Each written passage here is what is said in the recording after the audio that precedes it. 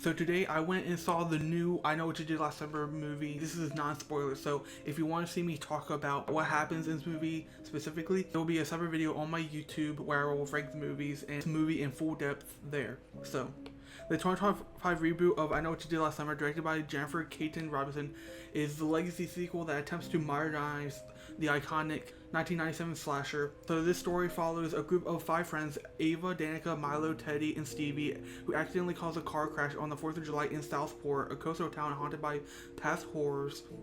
Instead of helping victim or calling the police, they cover up the accident like they always do.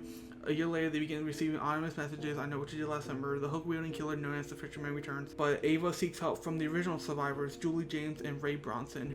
And man, I really love the new cast that they have in this movie. Starting out, we have Chase Sue Wonders, who is the main protagonist, and she is really effective as Ava, and I know her from Bodies, and she's even better in this movie alone. We could have gotten more like character development with her character alone as the new protagonist. Madeline Klein, another standout as Danica, who delivers emotional depth and complexity beyond the typical party girl trope. I feel like they really gave her her moments to shine. And we have Tyreek Withers plays Teddy, and he's kind of like that Chad Meeks Martin type of character, which I thought he did really well as. And he adds charisma and tension to his role, especially when he gets his moments to shine with the fisherman. Then we have Jennifer Love Hewitt and Freddie Prinze Jr. who bring gravitas and nostalgia.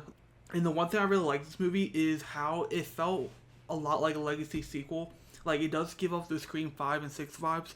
The director also pays homage to some classics like Scream, for example, in the original I Know What You Did Last Summer, who were both written by Kevin Williamson. Like, you can tell that whoever wrote this movie were fans of the original 90s slashers. I mean, some of the choices that they make in this movie I feel like are really bold choices, and I feel like it's gonna have the legacy fans. I feel like those fans are not gonna be happy about what goes on in this movie. I kind of like what they did in a way. Like, I'm a new watcher. Like, I just watched the movies preparing for this new one, and I kind of like what they did. The movie really shines with the execution is the gory fun with the psychological drama. They try to add some meta commentary, humor into this movie, where they kind of sacrifice those intense built up scares and thrills for nostalgia and meta humor.